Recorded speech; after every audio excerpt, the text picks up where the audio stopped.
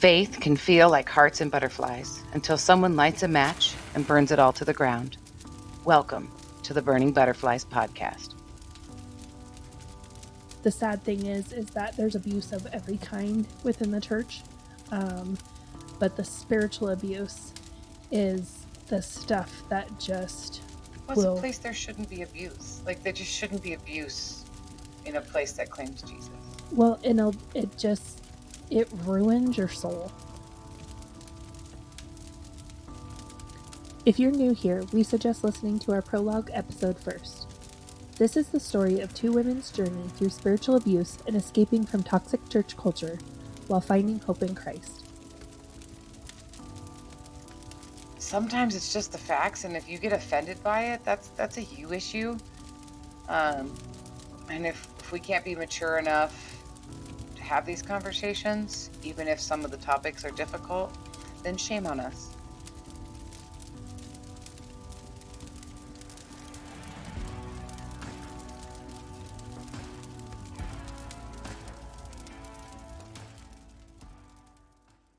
Marriage is what brings us together today. Oh, love a good princess bride reverence. Yes. We are apparently scholars and comedians. So, side note, when my husband married, no, hold on. I have to word this very specific. Not when my husband married my brother. When my husband performed the ceremony between my brother and his wife. That's how he started the ceremony. I love it. All right, so we are talking about marriage today, specifically marriage within the Evangelical movement and kind of that dichotomy between how men view marriage and what women are told about marriage. Yeah, and of course, as always, our personal experiences with... Yes, and then our experiences with said dichotomy. So, 1 to 3 sentences about your overarching view of before. Mm-hmm. So, like, the before you deconstructed, before you got to this place that you're at now. Like, how would you have summed up your thoughts on marriage? Ooh, so like when I was in the thick of it? Yeah. Ooh. Does anybody else just have that Into the Woods song popping in? Into the thick Into of it? the thick of it? Into the thick of it? Okay, go ahead. That's a loaded question. Or even just words. I think like that would be, sacrifice. Yeah. Obedience. The stuffing of yourself, like putting yourself away. And feeling like everything you desire, everything you want is selfish. So I'm gonna like unshadow that, so that it was your duty as a being a wife to support only things that were of your husband, like your needs and stuff. Like you were there to be the supporter of and the propaganda of your husband. Because that sounds like all well and good when you're like, and you are going to just have this great man and you're going to support him and help him live out his dreams. So Proverbs 30. What we really said is what you said before that, which is sacrifice yourself, stuff it in a box. It's your thoughts don't matter. Your Proverbs 31 was like big for you. What I strived in every aspect to be. I tried to be all of it. The whole thing. Okay. For me, I would say kind of necessity, but in a form of like ideal fairy tale story. It's a goal. And because I think as women, like we're still under we think about the same logic that doesn't make sense anymore, that like back in the day, like there's times in history where if you were a woman, you needed to be married. Yeah. Because you just didn't have the options that you had. Economically, you had to. The options that you had, were not as pleasant as being married. And then also, there's also been times in history where your value was placed in your wifing and mothering, and not being able to bear children, or there's something wrong with you in that sense. So I feel like that still carries over. It's kind of hard to think about in the sense of like, I never really thought about getting married. That wasn't something like I wasn't one of those kids that like you dreamed of your wedding. Yeah. See, me I didn't want to have kids. Me neither. And I didn't sit there and be like, my wedding dress is going to look like this and the event is going to look like, it was nothing I ever thought of. Yeah. Ever. So like, as I got older, like there was girls who had like, dream journals where they would find a dress or find flowers in a magazine and they'd cut them out. And my wedding is going to look, my children are going to be named. And now, Lulu, like in today's, and like today, like it was what we were working with back in the day, but like now, like there's girls at the middle school who have like Pinterest boards of their wedding, what their wedding is going to look like. Yeah. And like there's people on TikTok now that are like older that they're like, what my wedding Pinterest board look like in middle school and high school. But yeah, I don't get it. So that was kind of like, I'm coming from that. I guess I say that to say I'm coming from that perspective. But that's funny that both of us like never had that. Yeah, that's interesting. But I don't know. It just seemed like it was this ideal. I guess that's the word I'm looking for. This ideal that was set up. Like we've talked. You're from a. Like I felt like I was supposed to want it. Yeah, I feel like I was supposed to in the sense of like, this is the goal, this is the dream. Yeah. And like, especially as a Christian, growing up in a Christian home and going to church all the time, like God will provide you one person that is your person, and you wait for that person, and you will have this person, and then you will all live happily ever after. Yeah. But in like a Christian version of that. Oh yeah. Where there is one way to get there, one way to do it, and this is how it is. Like this is the level, the expectation. Yeah.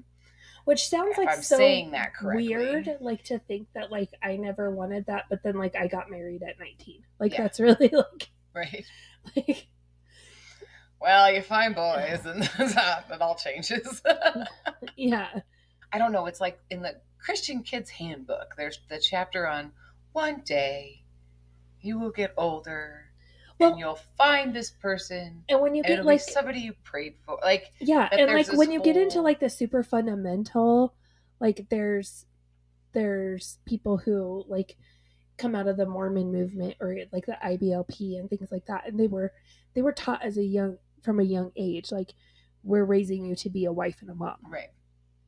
I was never raised like that, but yet like I know like. So I was a youth leader in like the height of purity culture. Like, and I'm really disgusted to say like I participated and I facilitated that in a lot of young girls' lives. And that's like one of my biggest regrets is just that bullshit that I spewed at girls. That now you're like, oh, I'm sorry, I don't need like no, that was gross. And that was like no, that was all no. But like one of the things that was like super huge that the girls would do is they would like write letters to their future husband. And like back then I was like, oh wow, that's such a beautiful testimony to how you stay focused on Christ and all. And now I'm like, first of all, that's kind of creepy. Like for a girl to be thinking like, I need to write this to my future husband, but then also like looking at it eyes wide open, like no guy on his wedding night is thinking, I want to sit here and read 42 letters. Right. Well, it's just so weird. It's like a weird, like, we think we know what the right way is, so that we want to like help the next generation like get there because we all messed it up, right? So it's like you're like, well, there's got to be a way it was, but like because it's a narrative. There's well, because a narrative of my this whole is thing was like, how what is you do it. I went from boy to boy to boy, and I remember telling the girls like, every time you do something with a boy, it's like you have this flower, and every time you give a piece of your heart to a boy, like you hold his hand or you kiss him or something like that, you take a petal off of that flower and you give it to that boy. And it breaks my heart that by the time I found Justin and we were married, I didn't even have a flower. It wasn't even crumpled. I gave him a stem. I gave him a stem, and he loved me and accepted me anyway. Yeah. Oh, gross. Yes, which we always take, and this is the part where we take a good idea. Oh, yeah. And things that are actually good, and then we just manipulate them into garbage. Yep. All right, so marriage. Yeah. Goodness gracious. Okay, so coming out of, you had an ideal, I had an ideal of what I thought, or this idea of what I thought it was an idealized thing for me, for you. So what were you taught? Like, let's go right into like the teachings, because Yeah. I didn't have any teaching on marriage until only at the Come As You Are and the church that I attended before that. I never was exposed at all. Yeah. So we're talking, I was. Well, because that wasn't something that was taught like in the Lutheran setting. Like, No, you didn't have sermons on marriage. Well, no, they didn't do Bible study classes. No. Like, I mean, yeah, that's like a more recent thing. And so I never really had anything like. I mean, I didn't either. I had like examples in my life of marriage, but I never, there was no teachings on marriage or anything. It really until like Come As You Are. Yeah.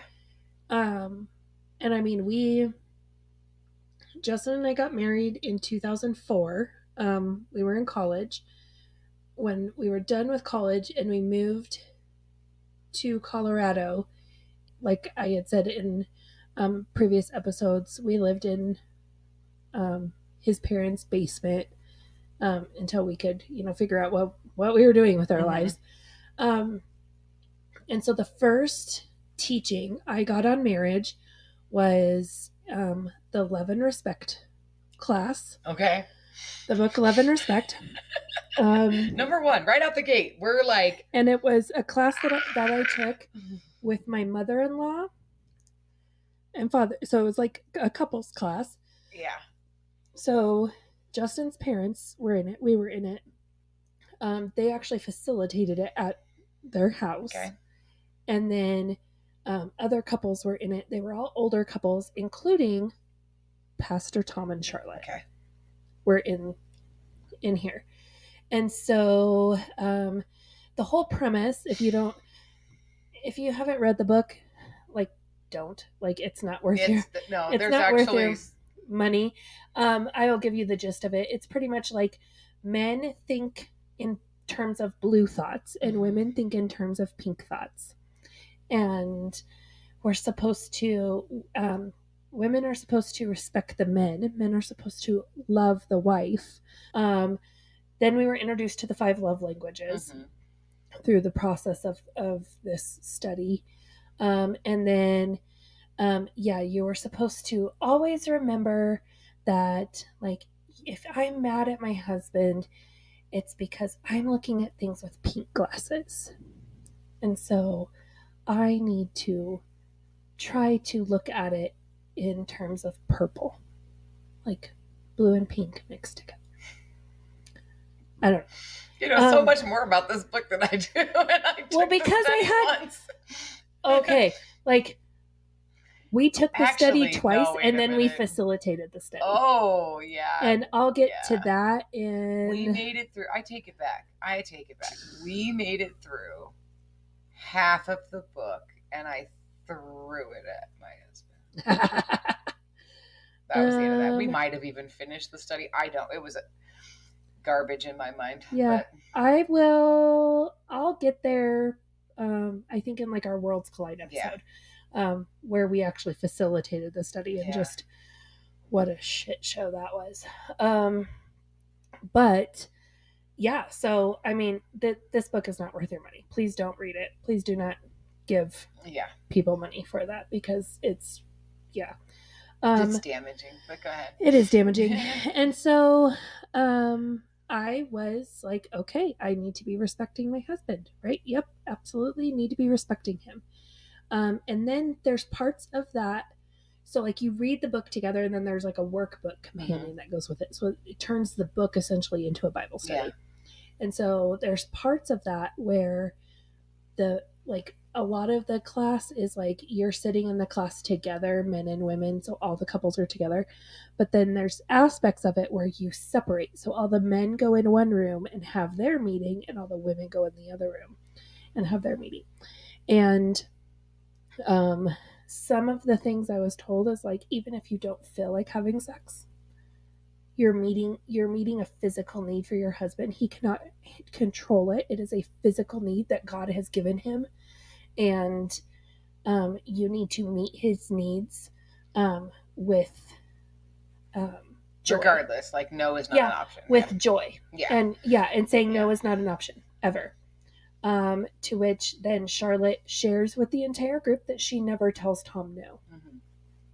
A lot of like, how can you show him respect, and giving ideas of like having dinner on the table when he gets home. And so it wasn't ever like presented like this is what you have to do, but it was definitely like, here's examples of ways that you can respect your husband.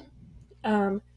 Then we went right from that first time taking love and respect directly, and I think that was the point where Tom was doing like a sermon series on marriage. And I think it's like right when Love and Respect came out. And so he did like some teachings on it, like took like the main points from the book and did like a sermon series on it. And then they had a big like marriage recommitment ceremony as part of a church service one time, where every married couple stood up and resaid vows to each other in front of the whole church. Oh, okay. It was very weird. That is very weird. I'm glad they stopped doing that. Yeah, it was only the one time we ever did it. But you know what though is so funny though is because since like I can think of like that's just it's like the model for Come As You Are. Like I've been through other things that was the exact. It's like, oh, this is a great thing. And then everybody's consumed. This is the teaching of the month, you know. Teaching of the quarter, teaching of the year. It doesn't matter the time frame, but we did like family dedications. We did, I don't know, you name it. Like all the men had to sign. It was when the Courageous movie came out. Yes, and then all the sermons were on it. The movie did. Yeah, and then that piece of paper that I'm pretty sure I have a picture of that somewhere. You do, and you have a picture of my husband signing a paper about what a good man he's going to be. And I tore it up in his face a few years later. I'll get into that, but whatever. But yeah, so we went straight from that teaching. Yeah. And because everyone was all like marriage, right? And the world is out to break down the family. You know, godly marriages are on the decline. Divorce is not an option. All of these things are being, you know, presented. The divorce is not an option is so big. Like, I remember sitting in so many sermons where Pastor Tom would talk about things and things in marriages that were problems, and the answer was never like there's help. The answer was always like you can find there's ways to divorce is not an option, and you need to pray. There's ways to find joy in that, like whatever the sermon point was. So it doesn't matter what if it was prayer, if it was find your joy, if it was I don't know, you name a sermon topic. And these teachings were always like not that there's help or whatever. It would be like, and I mean, and he would be talking about like real issues, like things that like if he went any deeper and you'd realize were abusive, but he'd make it sound your husband gets mad sometimes or like whatever. Abuse, infidelity, infidelity a whole lot. And it would just be like, God will give you if it was a sermon on joy, there would be a step in there on how you as a woman whose husband just cheated on you, you can deal with that in the one and only way possible, which would be to find Jesus in it and stay. Like that was always there was never an option of like that you would have to. We could talk about divorce people if it had already happened, but it was never going to happen because it's not an option. And Tom would always throw in there in those sermons of like, I was chasing the world and I was living my life as a, 20-year-old, whatever. And Charlotte loved me and she respected me and she stayed with me and she prayed for me. And eventually I found Jesus. Yeah. And it was her prayers that saved me. Mm-hmm. And so if Charlotte could save me, you could save your husband. You just got to keep praying. Yeah. And I like every time I would like think of this poor woman whose husband, she was involved in the church and he wasn't, and she wanted him to be all in so bad and he just wasn't.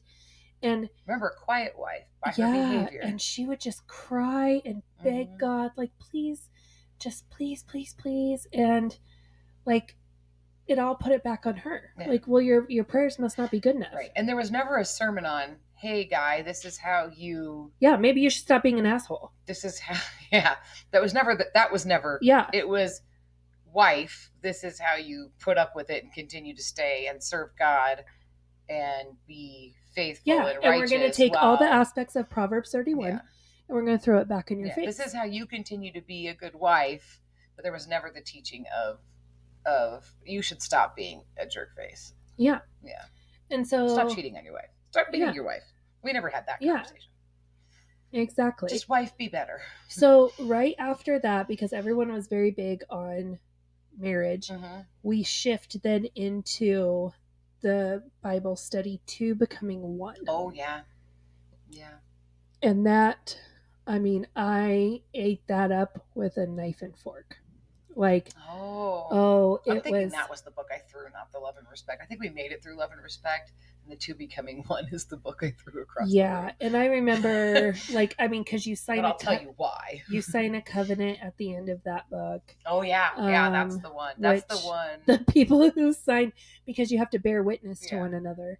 And so that's the one. The people who signed our covenant ended up divorced. That's the one where my husband was standing over me, pointing at the book, demanding that I follow the word. Like, this is what it says. This is what you're supposed to be doing. You are not doing this. This book said, this is what, this. And I took the book and I threw it at him and I never went back to the other study. That's the one. And again, this is not worth your money. Please do not buy this book. The gist of this book is that it's very big on the leave and cleave. Like, oh yeah. So it focuses on the men need to leave. Basically, it's like, you're married now. You don't need your mommy because God gave you a wife. She will be your mommy. Yeah. Is pretty much what the whole book is about. And wife, you are now the mommy. And like, you are to take care of him and nurture him and love him. And again, very heavy on Proverbs 31. Yeah. And so, I fully was, I need to, when I don't agree with my husband, I need to, mention to him in a loving and gentle way that I don't agree, but ultimately it's whatever he says goes. And I had this, like, I did not agree with my husband on a lot of things. There were things like, one of the biggest examples I could think of is there was one year where we got a really big tax refund, more than what we were anticipating. And I wanted to pay off all of our, like, we could have paid off all of our bills with that. And only had a house payment. And that's what I wanted to do. And he wanted to buy a camper. And so I was so mad that we bought the camper. And I just remember praying like, well, God, I'm going to honor and I'm going to obey him because I am his helper and I am meant to honor his authority and he is the head of our household. And so if this is a stupid idea, I'm going to trust that when he dies and he goes up there, you are going to tell him you shouldn't have bought the camper. You should have listened to your wife. And like, that's how I mentally had to get through everything because there was decisions that were being made that, like, my husband's not a jerk. Like No, not at he all. doesn't like Not at all. it's not like he set out to No. be overbearing. No, or that's where the hold dopamine it, was. hold it. Yeah, no. And Again, the ADHD. all the signs and Yep. wonders pointed to the kid. Like, I know. Yeah, we're chasing the dopamine.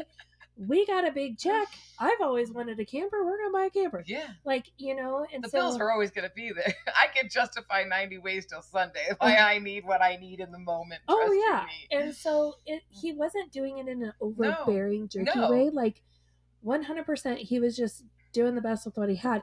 And that brings up an amazing point. Like, I could not, like, we went through this whole conversation in our ADHD mental health episode about the way that I am able to view people with ADHD and how I kind of can navigate that and accommodate for it. Yeah. I could not say those things to my husband. Right.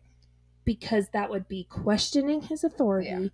Yeah. It would be not obeying his authority, and it would be disrespecting him. Right. And he wasn't like trying to exert those things. No. You were being told how to be a wife. He was just being told he was a leader.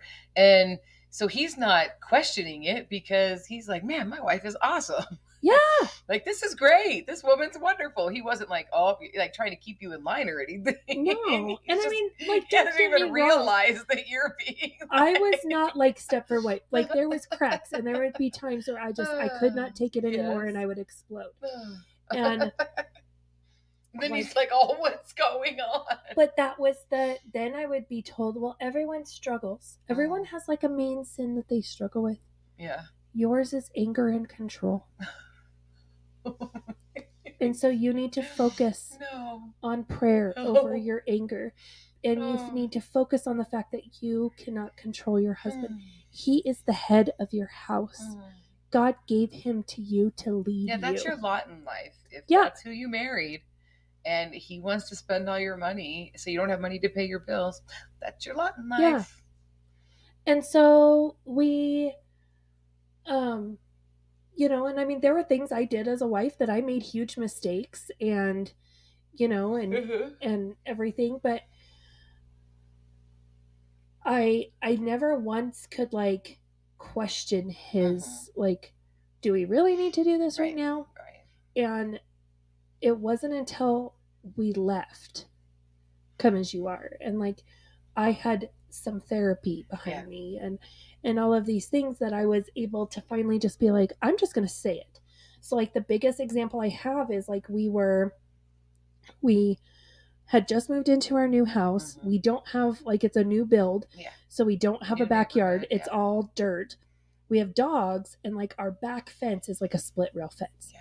And our dogs kept like going in between the split rails and getting out. So we needed to put like, you know, like chicken wire type stuff on it in order to keep the dogs from going in between the railings.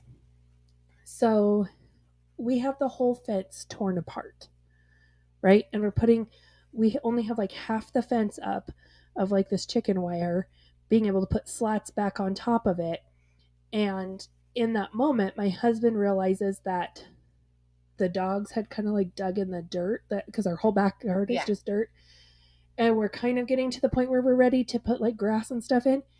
And so he realizes that, and he thinks we need to stop the fence. And because our ADHD brain, the fence is no longer the priority. Right. The fact that the dirt is not level. Right. That's the priority. But now this is a problem. Yeah. But this is not like an urgent thing. And I never once told him, no, we're not doing that. We need to focus. And that day was the first time. Yeah. You're like, that's not what we need to be doing right now. And I said, how about we finish the fence? Yeah. And we can like we'll schedule a day to do dirt another day. But like right now, we have half a fence. Yeah. Like the dirt will be there to be fixed another day. Right. Where before you would have just followed him to the dirt. Fence. If we do not finish the fence, we will not have dogs. They will run away. Yeah. Right. And so, before and like the kids would get frustrated because I mean we're all doing this, right? And then in the middle of it, Dad would like, squirrel, and we'd be off doing something else, and they would be getting frustrated, and and I would have to just be like, well, but that's what Dad wants to do. We're going to do that. And then I would have been out there with my boys an hour later when the dopamine ran out and my husband was inside asleep on the couch or watching football or something, because like we're done. That's it. We're done. Yeah, we're done for Yeah. the day. And so we would go out and have to finish the fence. Like that's what would have happened. Yeah. And instead my husband looked at me and he was just like, You're right. You're right. And then we just kind of kept on. And then afterwards we had a conversation and he's like, You've never done that before. Right. And I'm like, I know. Like, Okay. I'm sorry? I don't know if I'm sorry. Yeah, sorry. it needed to be said. So like, yeah. What's your What's your take on that? Did I offend you? Yeah. Like, do I need to yeah. question mark?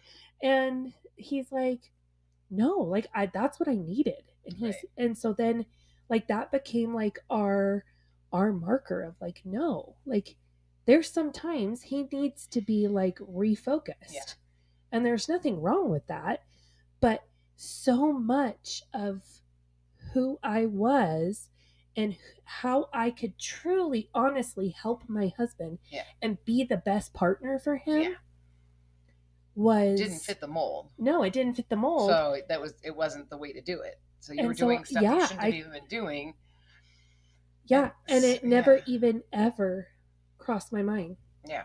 And so I mean, but I don't think you're the only one. I mean, so many people are living into these unrealistic ideal standards of what somebody somewhere, I'm sure we could all do the research and figure out the whole train on this, but that's not a dare to like go down a rabbit trail. But like, how did we get here to where this is what we say, this is a man, this is the woman, and this is what things are supposed to be like in marriage, and be like, everybody's living these, trying to live up to these impossible expectations that we call normal, and none of it's normal, and none of it's helpful, and none of it's beneficial. Because if you had known what you know now 20 years ago, you'd have a completely different, you would have avoided so much crap. And I was told, like, you have to be your husband's helper. You're a helpmate. You're a helpmate. And like, I don't think that's right either. I don't think my lot in life is to be my husband's helper. I think what it's intended to be is like, you're a team. Yeah. And where one, it's an equal opposite. Yeah. Where one is weak, the other is strong. And, yeah. And I heard this said so well. And I think I saw it on TikTok. There was a guy talking and he's like, so many people say marriage is 50-50. And then people say, no, it's not. Everyone needs to be giving 100 and 100. Right. And he's like, both of those are unrealistic. Yeah. No one can give. No, when one person's they got us 20, the other person needs to bring 80. And that's the thing. It's like, when they go to do things, like, he's like, I can look at my wife and be like, I can give you 30% right now. Yeah. I saw this. Was it a guy or a lady? I saw this same thing on TikTok. And I think I saw it from a lady, and she said, and sometimes we figure out that maybe I've got 25 and he's got 25. And then we need to sit down and figure out where we're going to get the rest from. Yeah, exactly. And how we're both, because neither of us have it. Is this the time to be doing this? What we're doing. Yeah. If we're both not in a place where we can be doing it. Yeah. And I think that's what it's intended to be. I think that's what God wants in your marriage. Well, and I find it interesting because so much of the teaching, this is such a big deal. This topic is I can't even say it enough. So, like I said, at a church previous to Come As You Are, I went through a marriage study, and I thought it was really weird because there was no men's marriage study offered at the same time. This was a marriage study for women. Mm-hmm. But it was only offered to women, and only women attended it. And it was taught by a man and his wife, an older couple. But it was the same narrative. It was, this is how you be his helpmeet, his wife, and juggle being a wife and a mother. Like, this is your, it wasn't like a book or a curriculum. It was it was this couple offering. They're giving marriage advice. Yeah, they're giving their marriage advice. But it was very much this, I watched in my parents' marriage, my grandparents' marriage, the marriages in the church, there was just always, even though there wasn't teaching up to that point, like there was no teaching, but it was definitely like, I remember being at like a Thanksgiving, and we finished dinner and all the men got up and went outside and like sat out in the garage or whatever, or they got up and went and watched TV, right? Or something. Like they just went and sat around, and all the women would just get up and clean up all the dishes and get everything back in order and do all the work. Well, they had just prepared this 4-hour meal just to turn around, and as soon as the men decided the meal was over, they got up and left. And then they have to clean everything and up. then all the women got and had to clean it all up. That's so funny because like we have some friends and they are like, so she is white but he is Hispanic. And so the whole thought process is, I mean, like they would go to family functions and like his family, like all the women would get up and they would fix their husband plates before anybody, and serve their husband and then serve their children, and so she would make her kids plates, and then he would even like help her make the kids plates. And then they'd be like, well, aren't you going to make him a plate? And she's like, his legs ain't broke. He can do it himself. He can do it himself. And so she was kind of like the, like, oh, that's what you get for marrying a sassy white girl, like kind of thing. But like, I think that's so interesting because that is like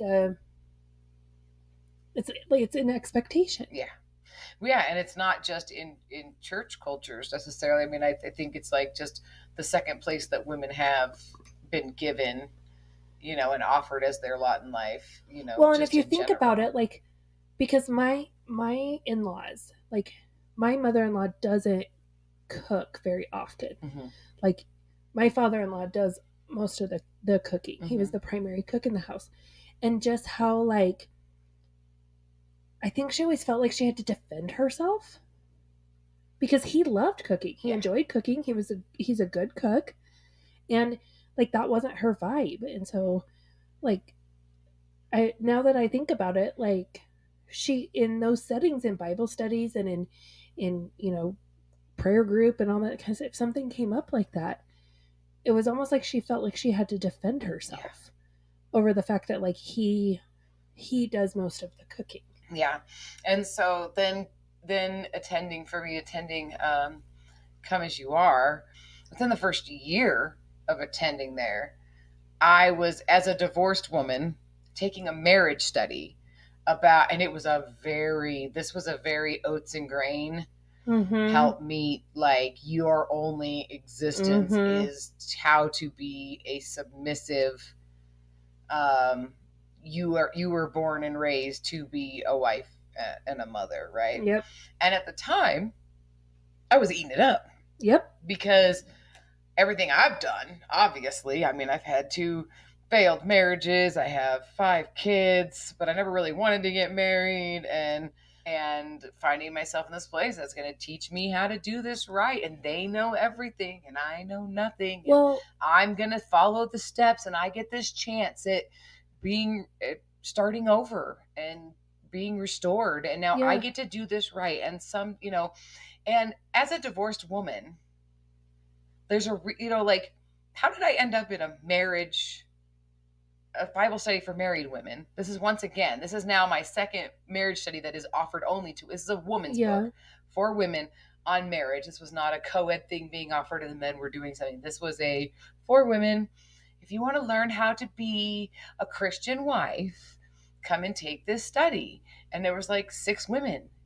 But I was okay to be here because obviously I was like young enough that apparently like maybe God would be sending me a husband again since I'm getting to be restored or whatever. I don't know why I was a divorced woman in a marriage Bible study. Oh, because I needed to learn from my mistakes. Like it was like, see, if you had just done it this way in the past, it would have been right. Like a lot of it was geared that way towards the conversations that I had with women in there. Because since I wasn't married, Yeah. So we're not trying to do spoiler alerts, but we wanted to set the stage for marriage now of like what the teachings were, because it becomes such an integral part of both of our timeline moving forward. But you end up marrying Tom and Charlotte's son. Yes. and it did not go well.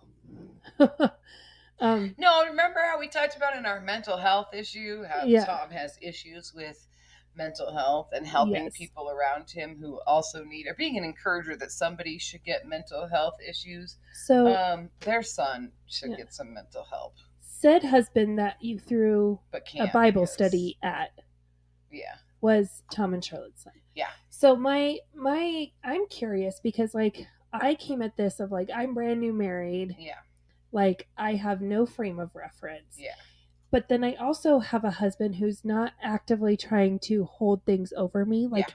he's not being a jerk about it. Right. Like I mean, can he be a jerk? Absolutely. right. But Because we all like can. he's not That's not his like go-to personality No, trait, he's- character, like not at all. he's not lording his Yeah. leadership of our home Yeah. over me. Yeah. You know, like and so I'm curious when you have that, how did your perspective change? Like, I mean, yours is like on a whole nother level. Yeah, what I experienced in that Bible study, like I'm a divorced woman, I'm getting a second chance, I can do things right God's way. So yeah, come and do this study, right? So you can learn that. Okay. Well, Froggy also was in this restorative path of life. Like he had just like detonated dynamite in his life, right? And is on this like, okay, I messed up and I'm sorry, I'm repentant, I'm going to do better, and this is the place where we meet in this restoration. You now can do everything God's way. Yeah. So that level of understanding was there from day one. So now you have this man who his ideal is the 1950s. Like Yeah. you should be June Cleaver. June Cleaver at home, you know, like all of like every June Cleaver at home, Jessica Rabbit in the bedroom. Yeah, every stereotype that you can think of I'm the man and what I like, everything you talked about. Yeah.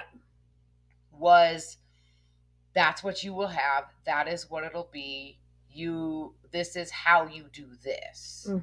And now we're not talking about like two young idealistic teenagers here who are like no, you're starting out, both in your 30s right? at this point. We're not having kids together. Like, yeah, I was because 35. He's divorced and He's has divorced, children. has kids. I'm divorced twice, have kids. We're not having kids together. Like, I was 35 when we got married.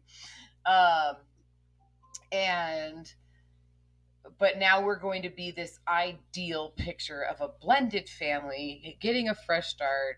Well, I just had this realization that like my husband wasn't being a dick about it. Right. Like, right.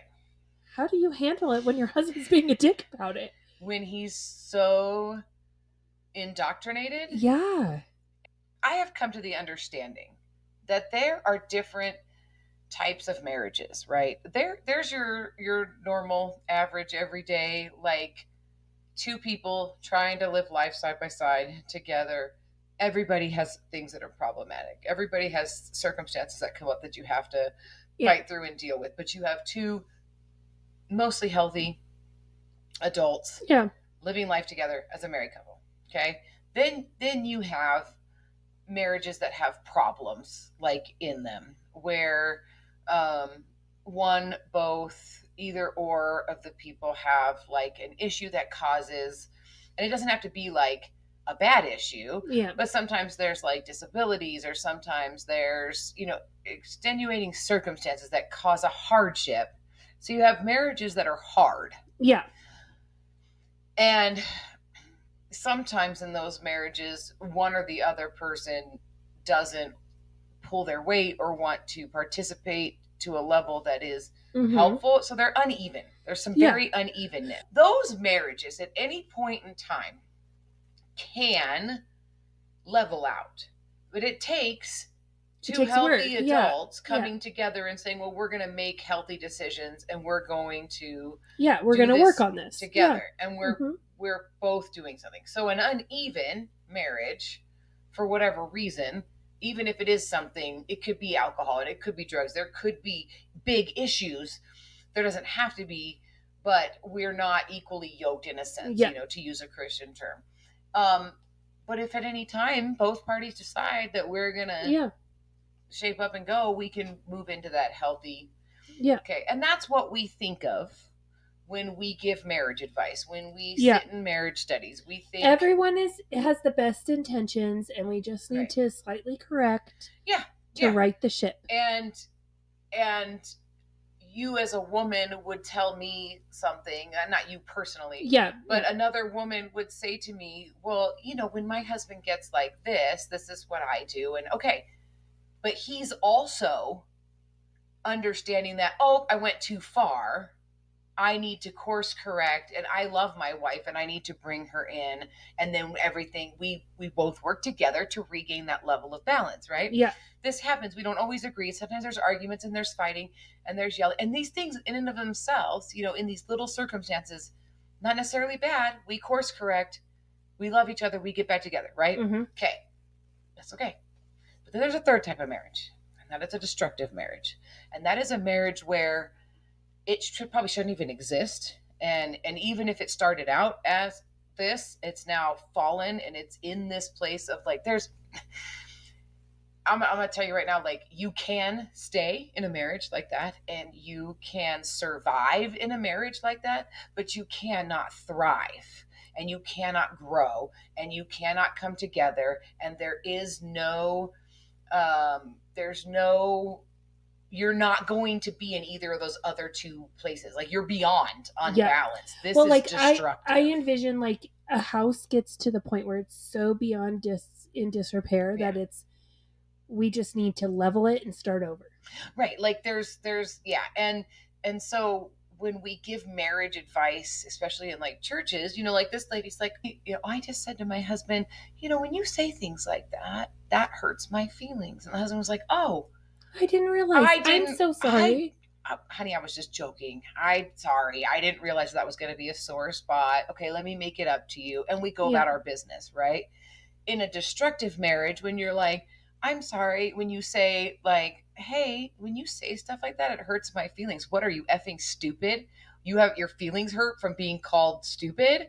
Yeah. What are you, stupid for thinking you that weak or you that whatever? Like, there's a whole different response that goes on in a dysfunctional marriage like that. And when you are married to a narcissist and you are married to somebody who is abusive and you are married to somebody who, anything that you do because they will, when you get into destructive marriages, whoever the destructive partner is, they will do whatever they need to do to win, to get their way, to make it about them, to manipulate you, to get you to like the more you talk, the further they have to go. Yeah. And I mean, even to the point, if they have to hit you to get you to do what they want, that's what they'll do.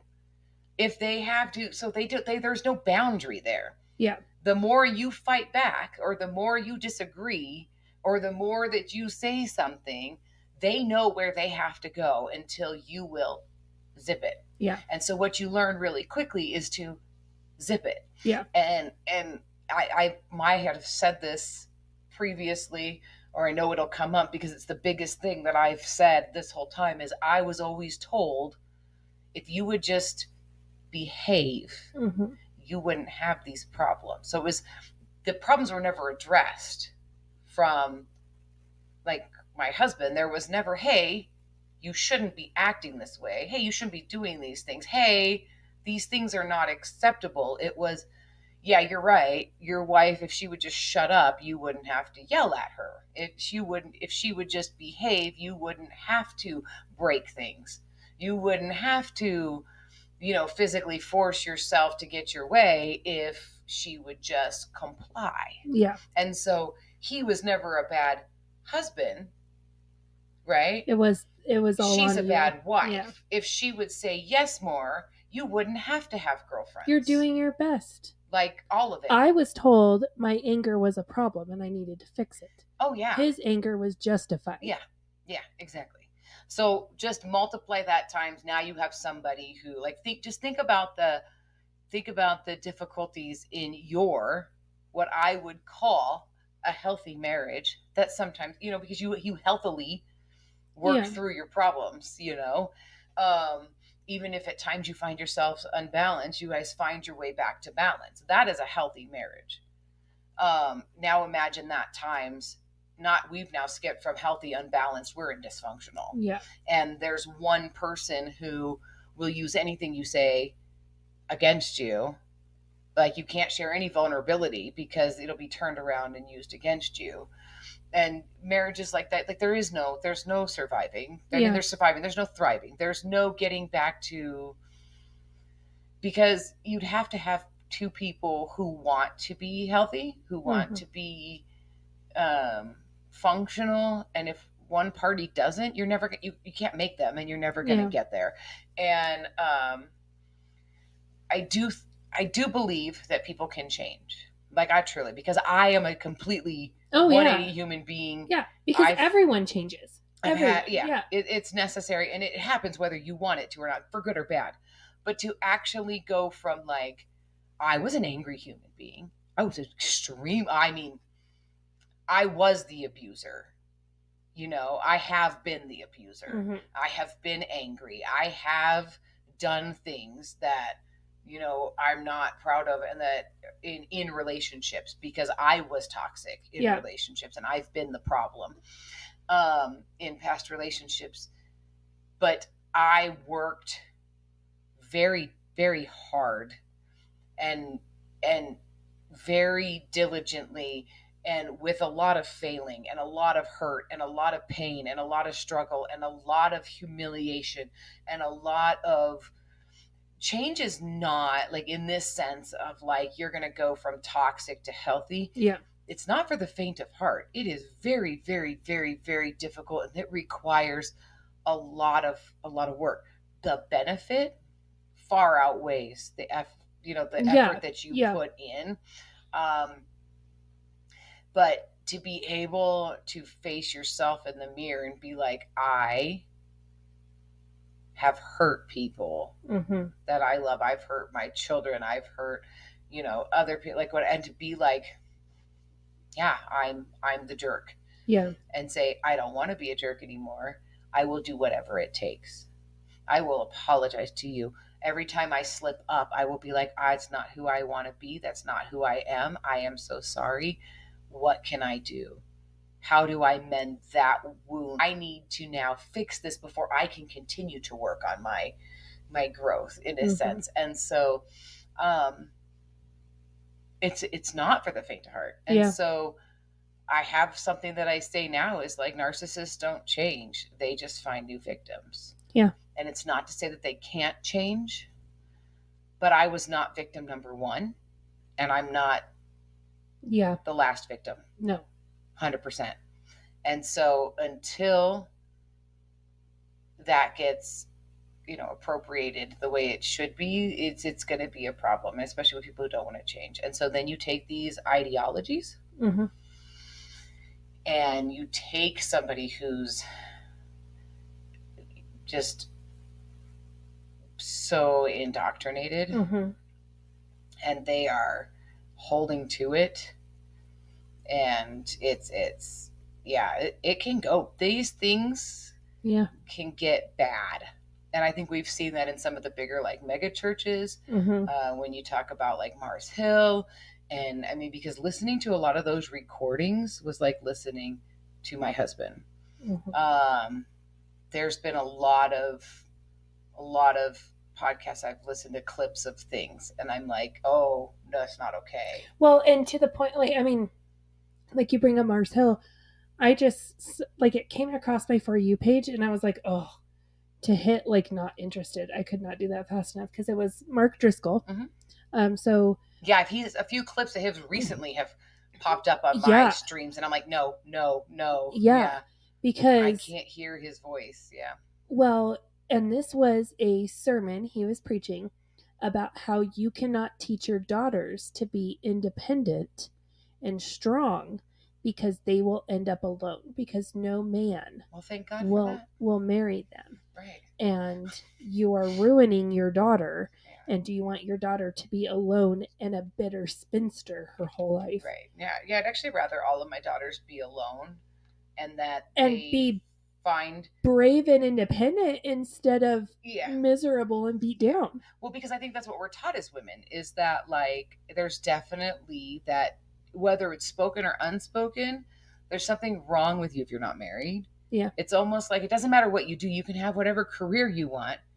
You can go out and do all that, but none of it matters if you don't get married. So at one point, someone wanted to start a singles group at Commensura. Yeah. And it was never said in public, but in the office behind closed doors, Tom said, we cannot start a singles group because when you start things like that, then they come here. And then next thing you know, we have a bunch of people because they're not going to be able to control themselves. So you have a bunch of people going and sinning, and they're calling it a singles group.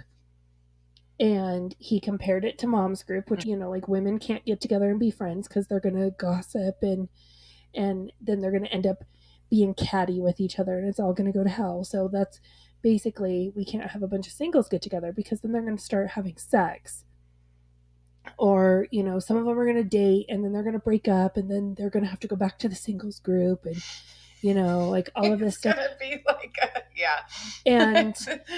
And then next thing you know, we have a bunch of bitter single people and nobody's getting married. Yeah. Because it's either going to go so well, they're not going to find any value in being married. Yeah. Which I think was his fear for the women. Right. Or it's going to go terribly and it's all going to implode. Right. And everyone's going to hate each other. And then they're not going to get married because you hate that guy. Right. Because he dumped your friend or he, right. For whatever. Yeah. Yeah. At the end of the day, like for my daughters, I have changed the narrative. Mm-hmm. I love how resilient my children are, but I've always been very open with them. But I feel like that has led to, my kids being able to be resilient through things and know that I'm like, yeah, I'm sorry, and that sucked. And we went through that, but I want to help you get over it. And there is a way to get over it. Well, and like before, like, I mean, I remember when my daughter was little and be like, okay, we're going to make dinner. Yeah. And like just that, like, and even teaching my kids that idea of like, daddy's coming home. We're going to clean up our toys. We're going to wash our faces. We're going to, when daddy comes home, we're going to be excited to see daddy. Yeah. And like almost like front loading them to like now it's, I don't want my boys to think that that's what they should expect from their wives. Right. I don't want my kids to think that, only the mom cooks and cleans and does all this stuff. Like everyone is an active participant. Right. If you're all in a family, you're all in the family. And I've come around to encouraging them in the sense of like, no, you need to be you and do the things you want to do and be a whole, complete, be a person that you want to be in a relationship with. Like be in a relationship with yourself.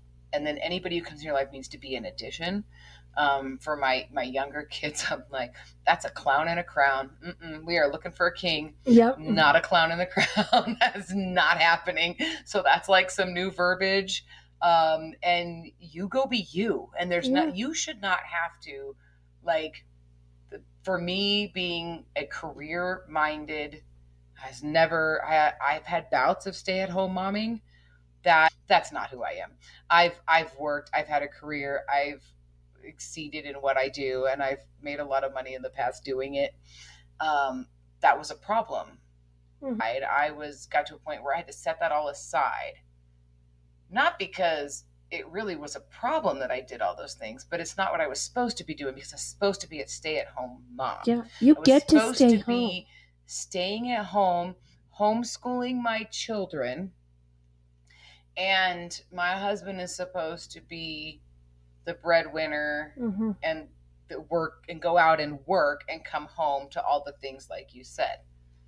That's not Doesn't work. So then, yeah, so what do you do? So let's give up my income. Which was more than the And spouse's. yes, and was a problem. But let's give up my income so that if you can keep a job, let's get rid of the higher income and keep the lower one, because that makes so much sense. For the sake of ego. Yeah, for the sake of ego. I'm not saying there's anything wrong with living on any amount of money and one person where you want to stay home and do that. Like, there's a time and a place. Mm-hmm. There's a time and a place, especially when putting your kids in daycare just so you can work. Yeah. And it's not financially beneficial. Like, that's dumb to me. Like, stay home and raise your babies. 100%. Like, I loved my time. Work outside your home on the part-time or whatever. Yeah. Like, I loved my time at home with my kids, and I am so thankful. Like, was it hard? Absolutely. I mean, like, we almost lost our house. Yeah. Like, it was bad. You know, we went through bouts of like really bad financial stuff, but I'm so thankful I had that time with my kids when they were little. But when you are so indoctrinated into that, it continues when they're old enough. Like when my kids went to school, there is no reason I shouldn't have been able to get a job during the day while they were at school. Yeah. But no. Yeah. I was convinced that I'm equipped for nothing. Yeah. I have no skills. Right, other than to be a wife and a mom. To be a wife and a mom. That's all you get. Yep. And you're a Christian now. You have to stay home and lose your identity. And the only one you get to claim is wife and mom. We were struggling so much. You have to do what's right for you. You have to do what works in your relationship. Yeah, you're two unique individuals. Like, nobody else's marriage is going to look like yours. Yeah. So if one person needs to do the cooking and the other person does the cleaning, or if you split it, or whatever that looks like, you're in a relationship with your spouse. Your relationship. The church is not in a relationship with your spouse. The pastor and his wife are not in a relationship with their spouse. What works for them, and a Bible study is not in a relationship with your spouse. Exactly. And, you know, coming out of, like, we've had episodes on mental health and ADHD and understanding that, like, it's okay for things to be diverse. Yeah. And we have two diverse individuals coming together into unity, and that's okay. If we just let each other, I can say 100% that if you got rid of a lot of the overshadowing and I think this is the hardest part for me in my marriage, is that if you got rid of the crap, it would have been great. Mm-hmm. It would have been great. But no, there was too much crap. Yeah. But if there hadn't been, if all of these things that we're talking about hadn't existed, like if we were allowed to be who we are, you know, and get to a place of healthy together, that would have been phenomenal. Yeah. Well, I mean, Justin and I have been together for almost 24 years. We're going to be celebrating our 20th wedding anniversary, and we're still trying to figure out who we are. Right. And then have a setback of like, oh crap, we just were like spent the last 20 years not even. You know, that whole like first like 15, 18 years of our marriage. I really wasn't even that person. I was secretly miserable. Yeah. Sorry. Yeah, right? My bad. I'm going to do some things a little different. And now I have a voice and we're going to overcorrect. And that's fun. I honestly believe, though, that like sometimes if you just let go of the expectations, like you guys will like each other. Like there's going to be like, oh, there you are. Yeah. I thought that's who I married. I like you. Yes. Like I'm back to like who the boy I met at the rodeo. Yeah. You know, so yeah. So I think that we've done a disservice, especially in the Christian community, of setting up these ideas that we think are biblical that aren't. And for people who say that the world is opposite, like God's kingdom is opposite of the world, we sure have a lot of world standards. Like, what's that word? Oh yeah, patriarchy in our Christian, you know, society. But oh wait, God's kingdom is different than culture. So then why is there patriarchy in God's kingdom? I don't know. You tell me. So because it's biblical. Yeah, but it's not. So we've done a very damaging job, I think. And if we kind of just let things roll a little bit more, we'd probably be a lot better off. Yeah. Burning Butterflies is a listener-supported podcast. Today's episode is brought to you by our amazing supporters on Patreon. Follow the link in our show notes to learn how you can become a Patreon supporter too. Supporters get exclusive access to bonus content each month, including outtakes, cut content, and supporter-only episodes. If you've enjoyed this episode, please leave us a rating on your listening platform. Burning Butterflies is a production of Asha Media. Thank you for listening.